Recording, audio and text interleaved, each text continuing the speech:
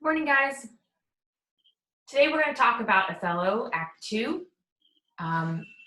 We are going to look at what is happening as a result of Iago's plan to get revenge and utilize several different pieces in this game that he's putting together to destroy Othello, Desdemona, Michael Cassio, and actually Rodrigo as well.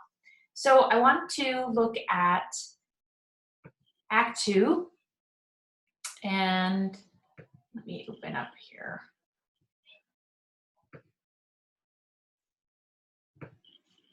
Utilizing that absolute Shakespeare as a really nice resource for you, but also the Folger Theater recordings are really great. And hopefully with Act 3, I can give you a little bit more on the video clips. There's just not as much on Act 2 because Act 2 is setting up how he's going to be able to get revenge. So we have the great sword fight this week, today especially, which is why we're going to be having our sword fight on Thursday. And we are going to look at why that happens. And there's a lot of different reasons why that happens. All right. So looking at Act 1, Scene 1, we have a new character in the story, Montano, who is the ruler of Cyprus, where Othello has gone in order to fight the Turks. He's at war. There's this great storm that happens in between Act 1 and Act 2. And Shakespeare commonly uses storms in order to show that something is brewing, that something is going to be happening. So it's an ominous idea, or something that it's predicting that something bad is going to happen. So we have to think about what are we going to suspect of Iago. We already know that he's starting this plan. He's like, well, am I a villain? Because I told him to put money in his pocket and I told him that, things are going to change. We have to think about Iago as utilizing partial truths. So he doesn't always completely lie. Sometimes he only tells bits and pieces of things. Sometimes he out and out lies, but sometimes he does use the truth in a way that is manipulative.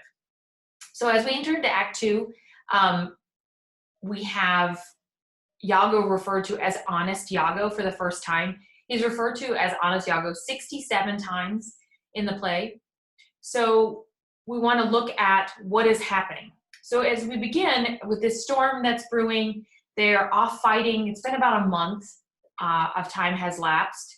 And Shakespeare's known for doing that and compressing time because, of course, he only is limited to 2.5 hours in a play, but he does that in order to keep the story moving.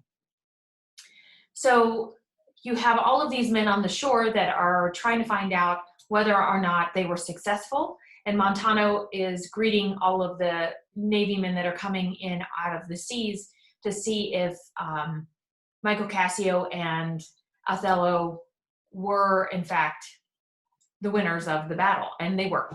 So we learn about kind of what's going on in the story. And Cassio says about halfway down, we learn about at the beginning of Act 2, Montano says, "Methinks the wind hath spoke aloud at land, a fuller blast ne'er shook our battlements. If it hath roughened so upon the sea, what ribs of oak when mountains melt on them can hold the mortise? What shall we hear of this?" So he's like, what is happening? We had this horrible storm. We know that the battle was very fierce, and I haven't been able to find anything out. And one of the soldiers tells him, "A segregation of the Turkish fleet, but stand upon the foaming shore. And the chidden billow seems to have pelt the clouds. The wind shaked surge and high monstrous mane. Seems to cast water on the burning bear, and quench the guards of ever-fixed pole. I never did the molestation view on the enchaffed flood." So he said that they got split. the Turkish fleet was actually disbanded, and they're kind of cracked and rolling on the shores. So we know from his account that the Turkish fleet has been beaten. So it goes down where they talk about they're not sure where Othello and Michael Cassio are because they got separated. And we come down a little bit further, and Cassio enters the stage. He says, "Thanks to you, the valiant of this warlike isle, that so approve the more. Oh, let the heavens give him defense against the elements, for I have lost him on the dangerous sea." So he reports personally that they got separated on the ships. So they have to be able to, they're not sure exactly what has happened. They know that the Italians have won, the Venetians have won, but that they're not sure about whether or not Othello survived. And then enters a messenger. And the messenger says, "This town is empty. In the brow of the sea stands ranks of people, and they all cry, 'A sail!'" So actually, as people are up in the battlement on the, looking out at the sea, they see that his sail, they see Othello's sail, and so we know that he has survived and he has won and he has come back. And all in the meantime, Desdemona, Amelia, which is Iago's wife, so we have another new character here, and Rodrigo are waiting on the shores to try to figure out what's happened. And Desdemona actually sees Cassio first. She goes, "I thank you, valiant Cassio. What tidings can you tell me of my lord?" Oops, wait for a second. And he relates to her the same story. So in comes Iago, and Iago says, "Sir, would she give you so much of her lips as of her tongue she oft bestows on me? You have enough." Desdemona, "Alas, she has no speech." Iago, "In faith, too much. I find it when I have list to sleep. Marry rear large, I grant she puts her tongue in her little heart and chides with thinking."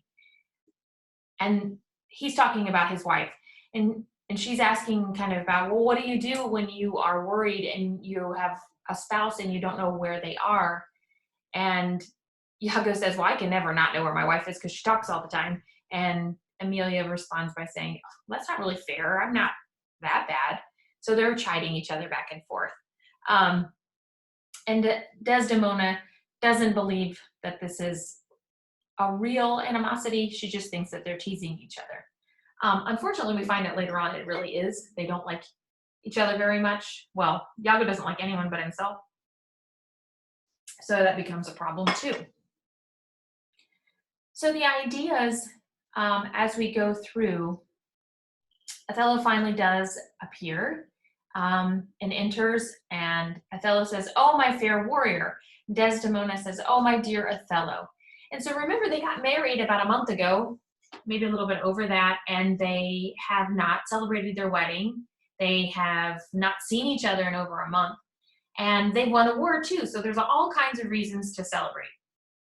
So that's pretty much what Act 2 is about, is celebrating the wedding, but then also celebrating the war. So you have everybody out in the streets, drinking and having a good time. And Othello and Desdemona celebrate in the castle, and they have this big, beautiful dinner and this wonderful celebration. And she sings a song for him in his honor, and they retire for the evening to spend their first night together. And Iago and Michael Cassio are left in charge. And so Rodrigo's upset because he's witnessed this whole wedding celebration, and he figures there's no way that he's going to have any chance. And Iago says, "You know what, though? I have an idea. So you pretend that you are disguise yourself and pretend that you are some rogue and find a way to anger Cassio when he's on the guard tonight, and we'll figure out how to make him lose his position." So what happens is, because everyone's celebrating, and that's a natural thing, Iago approaches Cassio before they're supposed to go on watch for the night. And he's like, "Oh, let's have a couple of wine. Let's just have a drink of wine. We'll be fine, just a little bit." And Cassio responds by saying, "No, go to that part in the act. So Cassio responds by saying, sorry, let me find it here. Go back.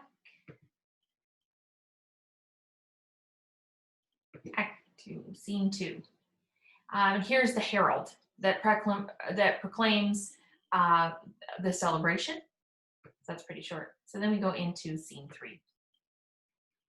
And Othello says, "Good Michael, look you to the guard tonight. Let's teach ourselves that honorable stop, not to outsport discretion." So he's warning him. He's saying, okay, so make sure that you have,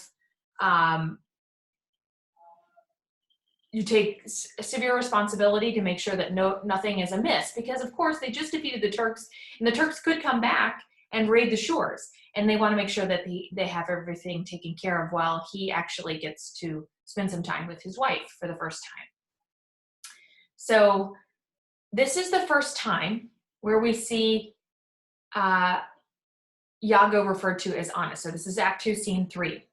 And Cassio says, "Iago hath discretion to do so, but notwithstanding, with my personal eye will I look on't."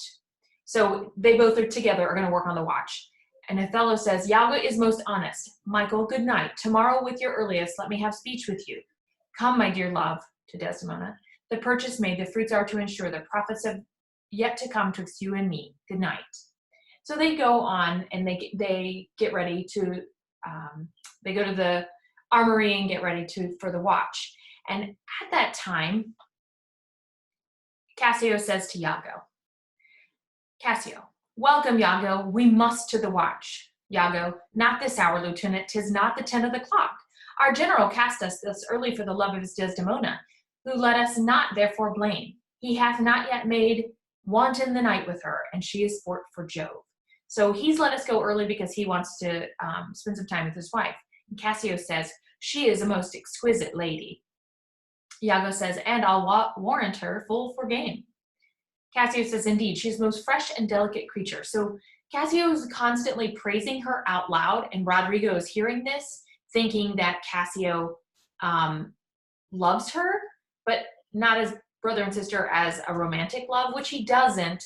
But earlier, Iago says to Rodrigo, "I think they're having an affair, watch, and then make sure that you cause problems." So they go back and forth and talk about how, she's very kind and beautiful. And he's like, "You know what? We should celebrate them because this is such an awesome union."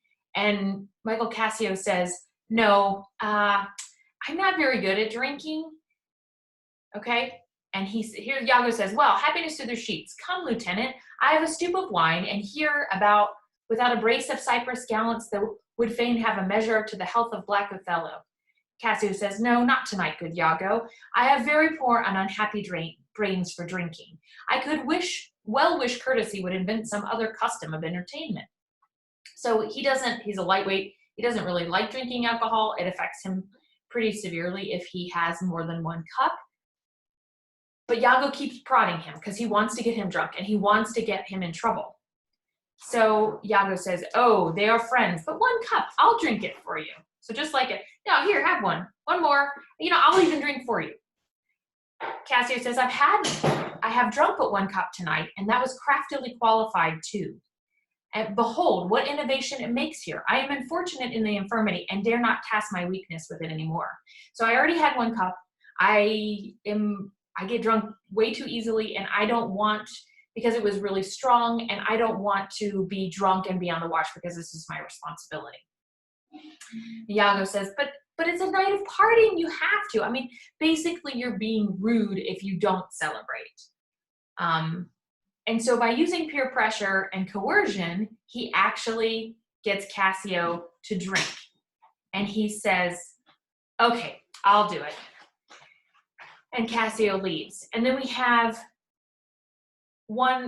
another one of Iago's soliloquies here. So he's talking directly to the audience, directly at the audience, but not acknowledging that anyone else is hearing him. "If I could fasten one cup upon him with that which he hath drunk tonight already, he'll be as full of quarrel and offense as my young mistress's dog. Now, my sick fool, Rodrigo, whom love has turned almost the wrong side out, to Desdemona hath tonight caroused, potations pottle deep, and here he's to watch. 3 lads of Cyprus, noble swelling spirits, that hold their honors in wary distance, the very elements of this warlike isle, have I tonight flustered with flowing cups, and they watch too. Now, mongst this flock of drunkards, am I to put our Cassio in some action that may offend the isle? But here they come. If my consequence do not prove my dream, my boat sails freely, both with wind and steam. So we come to the end of his speech there, because we ended the rhyming couplet, and we find out that his plan is to get everybody drunk. And then he's got other gentlemen. So he's got Montano, he's got some other people that are going to witness this change in Cassio. And then he's told this lovesick Rodrigo that he'll pretty much do anything he wants in order to try to get some favor from Desdemona, even though it's unrealistic, is going to start a fight. So you have partying, too much drinking, and they're armed. So you know it's not going to end well. So what happens when people start drinking profusely, especially men, you tend to get into a fight. So that's what the purpose for this act, or this scene in this act is they drink too much and they're doing all these drinking games and they're singing and they're having all these revelries, and then they get up to finally go to the watch and do their responsibility, and Cassio's obviously drunk. But he says his personality changes, because alcohol does cause a chemical change in your brain. And he gets up, and as he gets up, he sways a little bit, and he says, "Very well, then, you must not think that I am drunk.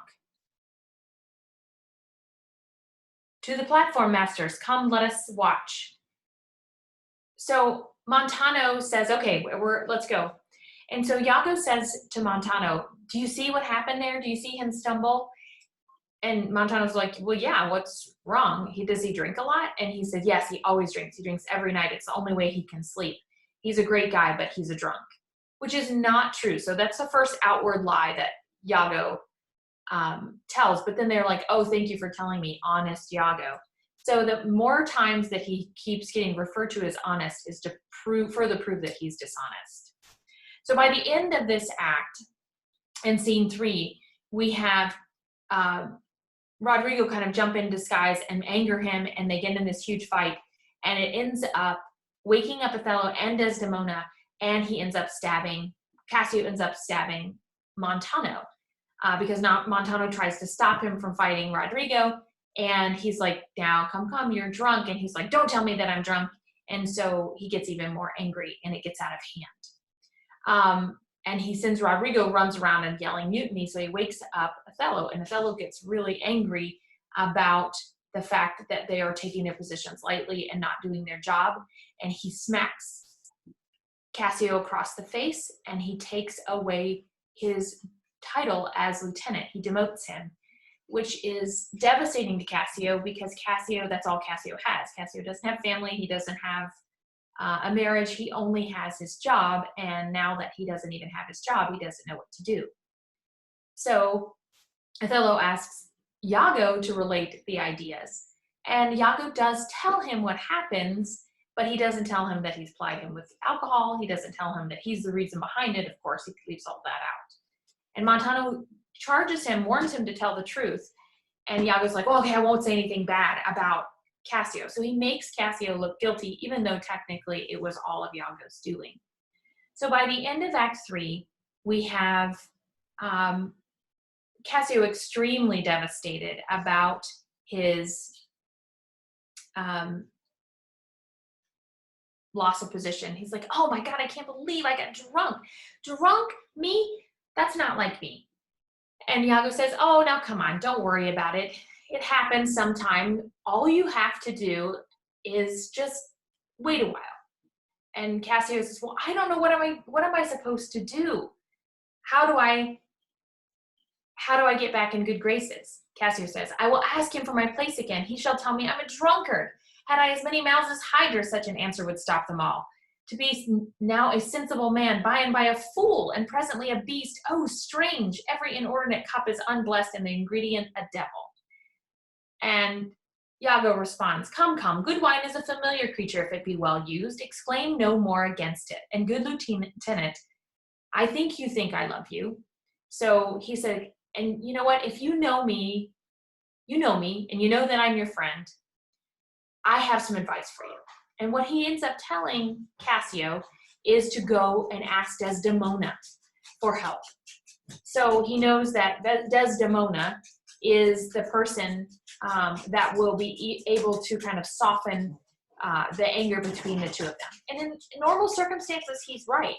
But unfortunately, because Iago is trying to make it look like they're having an affair in order to discredit Cassio, Othello, and Desdemona, it works against them. So then they leave and said they'll talk about it the next morning. And he tells Cassio to go and talk to Desdemona the next morning. And that's where we end Act 3. Except that Rodrigo comes back in, and Iago says,